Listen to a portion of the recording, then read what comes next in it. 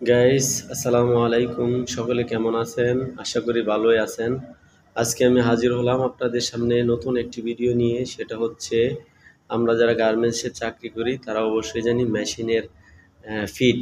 আসলে ফিট কত প্রকার, ফিট ডগ কত প্রকার এবং নিডল প্লেট, মেশিনের যে প্লেট আছে সেই প্লেটটার সাথে ফিট ডগ আসলে কত নাম্বার লাগানো উচিত। চলুন তাহলে জেনে আসি ভিডিওটা। আপনারা দেখতে পাচ্ছেন আমার সামনে ৩টি ফিডটক রাখা আছে। চলুন তাহলে জেনে আসি এগুলা কোনটার কি নাম। নাম্বার 1, ১ নাম্বার হলো হেভি ফিডটক। এটার দাঁতগুলা মোটামুটি মোটা থাকে এবং নিডল প্লেটের হোলগুলা এটা একটু মোটা হয়। আসলে এটা সাধারণত হেভি জিন্স এবং যেগুলা হাই জিএসএম এর ফেব্রিক সেগুলা কাজ করা হয়।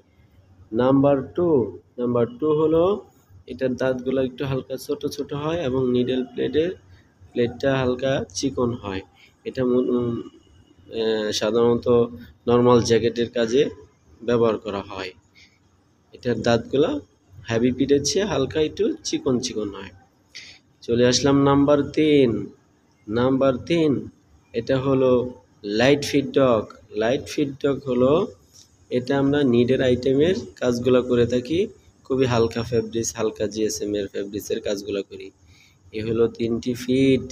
যারা যারা দেখেছেন এবং শিখেছেন আশা করি উপকৃত হয়েছেন। ভিডিওটা লাইক, শেয়ার, কমেন্ট